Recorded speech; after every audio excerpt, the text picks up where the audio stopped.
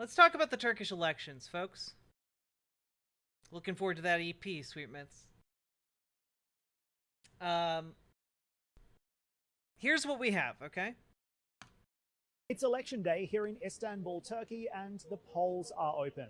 As we speak, millions of people across the country are casting their vote in what could be one of the most consequential elections in the country's history. In the tight race for president, Recep Tayyip Erdogan is facing the most serious challenge to his 20-year rule to date. He's overseeing an economy in trouble, with inflation soaring around 50% here and the lira collapsing, resulting in a cost of living crisis. His primary challenger is Kemal Kılıçdaroğlu, who has campaigned on restoring Turkey's economy. He wants to stop what he believes is a slide into authoritarianism into the country. And he also wants... Might be a little bit more than a slide, considering Erdogan has been ruling Turkey for like 20 years, and there was an armed coup attempt against him that he violently put down, and that they arrest people who like question his authority and then put them in prison for years. But you know, whatever. Wants to restore credibility and independence to the country's institutions, like its central bank. The polling shows that this is going to be a tight race. Either way, both candidates have starkly different visions for Turkey's future, its democracy, its economy, and its foreign policy. So that's just like a little bit of like give you a little bit of an idea of what's going on. I'm gonna absolutely butcher this man's name. I apologize. So we have a man named Kemal Kılıçdaroğlu. Okay? Kemal Kılıçdaroğlu.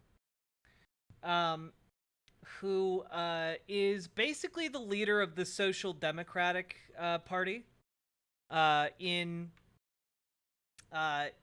Turkey. He's managed to put together a coalition of folks to try and challenge Erdogan's rule for the first, like, meaningfully challenge it.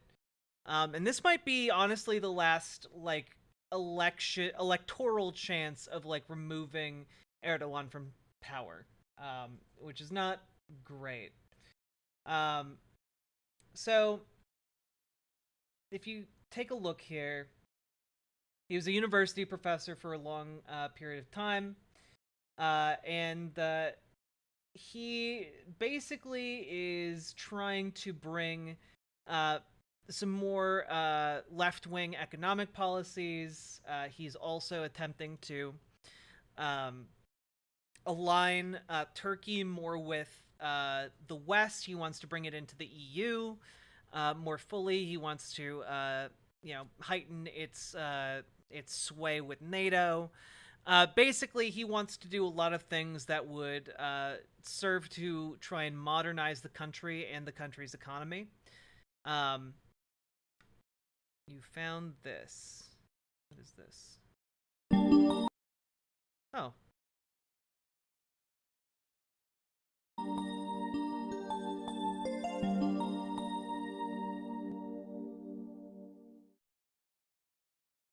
Kemal Kılıçdaroğlu.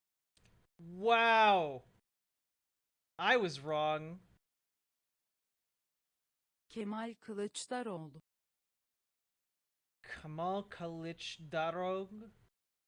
Kemal Kılıçdaroğlu. I'm not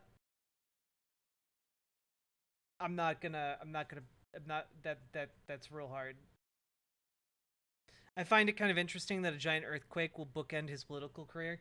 Yeah, the Turkish response to the massive earthquakes was under Erdogan was very unfulfilling and unsatisfying for people in Turkey.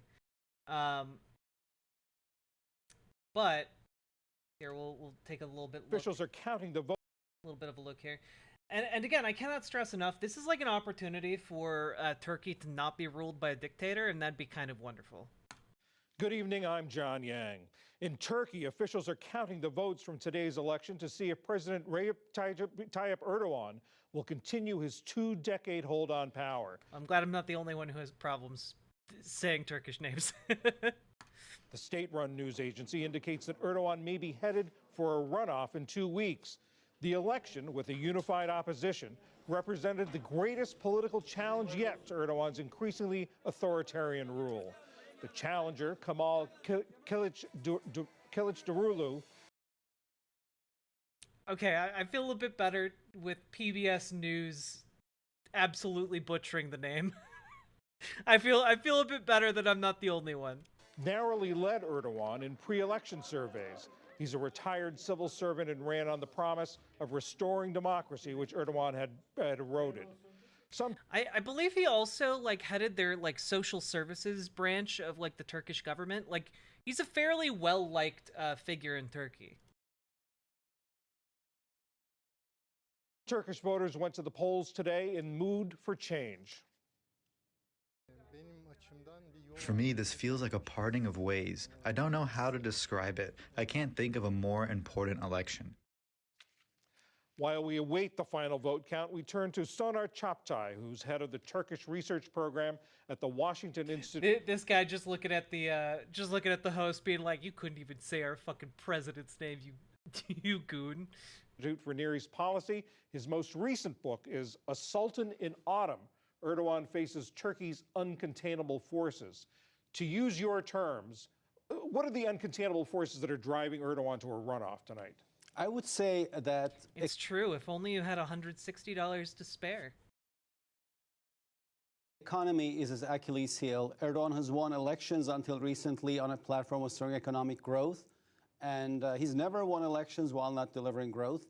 At the same time, he came pretty close to clinching victory this time. So economy was a big factor going into the elections for him. And the earthquake should have hurt his popularity.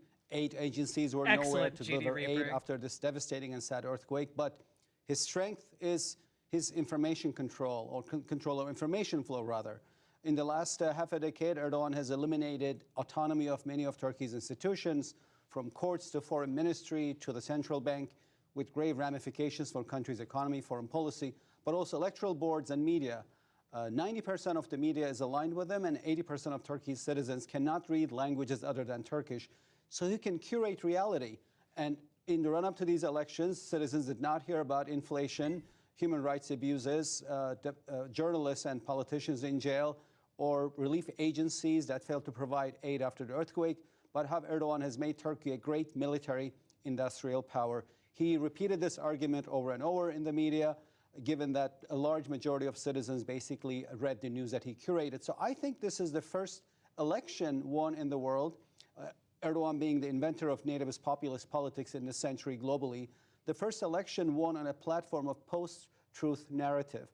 You know, he is right here. I had a knee-jerk response to be like, did Erdogan really invent that in this century? And Erdogan's been able to do it very successfully over the last 20 years, whereas the American nativist streak has been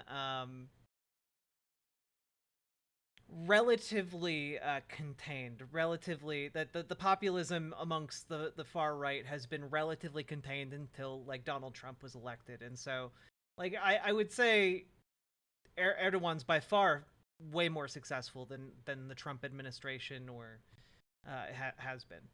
Anyway.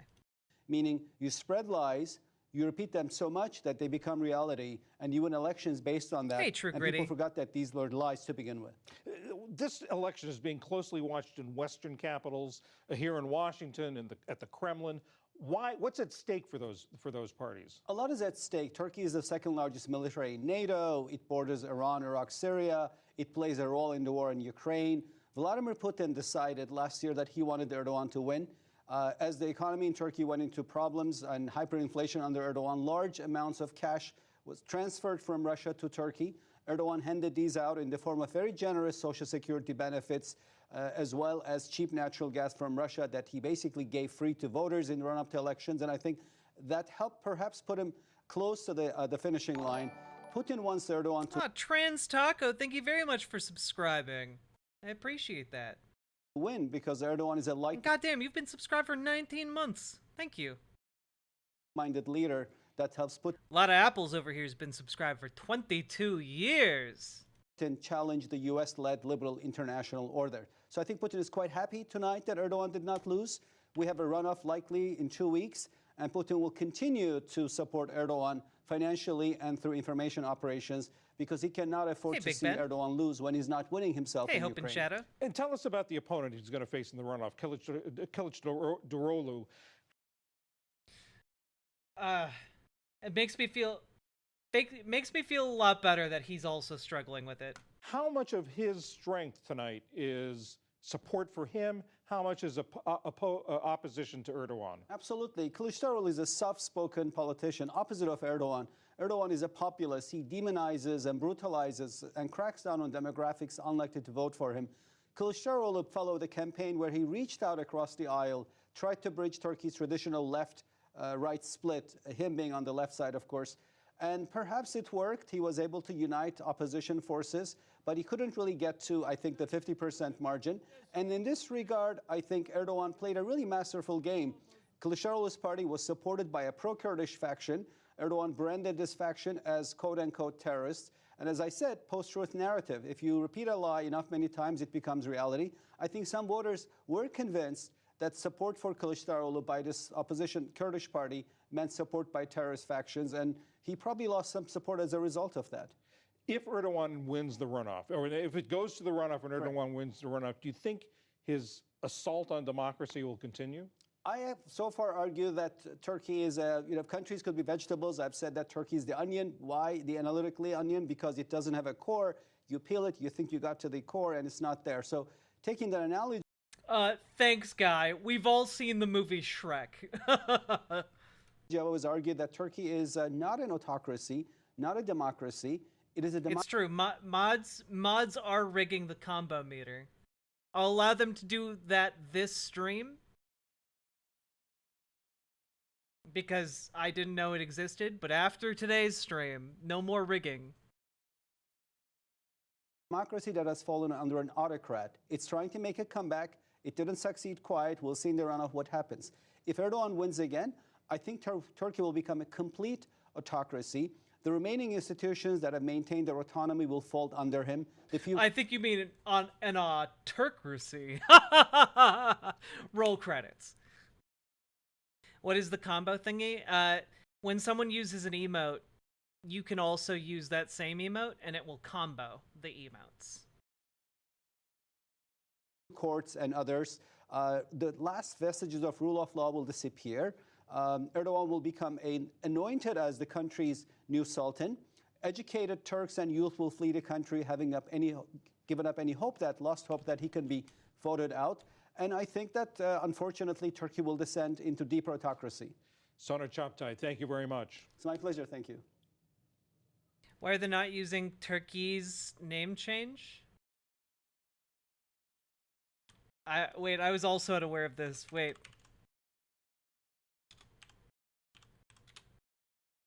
Right now, the likelihood of a runoff in the election is becoming more and more a reality. Essentially, neither Erdogan nor Kılıçdaroğlu have actually achieved the 50% threshold, which is necessary to win the election. The state-owned news agency has Erdogan at around 49.25%. Kılıçdaroğlu has 45.05%. However, in a runoff situation, there seems to be a somewhat of a good chance that the non two parties, like the other parties that aren't the two main ones, or voting blocks, might split for Kılıçdaroğlu, but we'll have to see. Like Erdogan's so close to the victory line, it could very well be that like even aligning the other blocks wouldn't actually result in his leadership being changed. Yeah, in the parliamentary elections, state news agency Anadolu reported Erdogan's governing coalition had secured 49.38% of the overall vote, while the opposition coalition had 35.16% of the vote.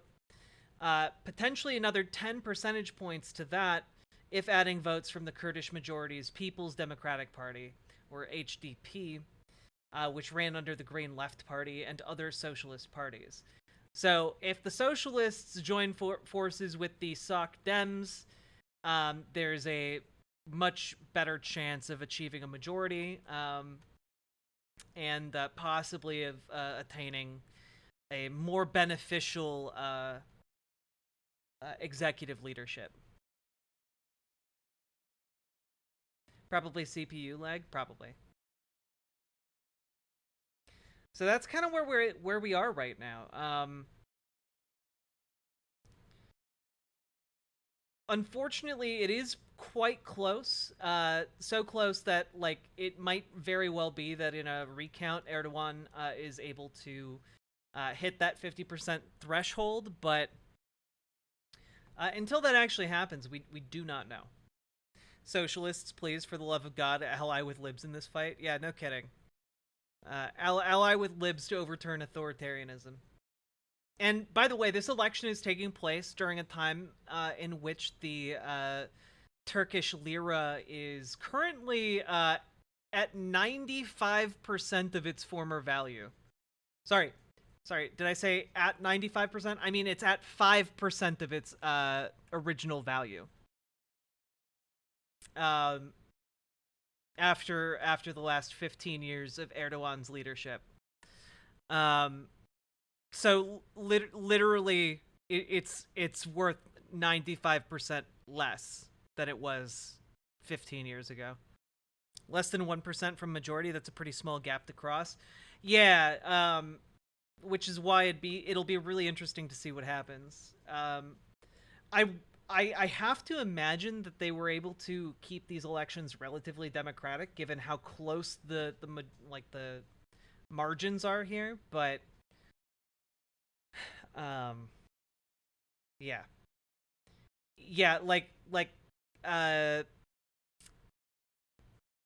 Kılıçdaroğlu had to unite 6 different parties to form a coalition that was able to challenge Erdogan's single party. Like it's just it's ridiculous. Like when we talk about this being one of the last chances to like unseat Erdogan, like that's why. They literally had to consolidate 6 parties into one voting bloc in order to try and make this happen.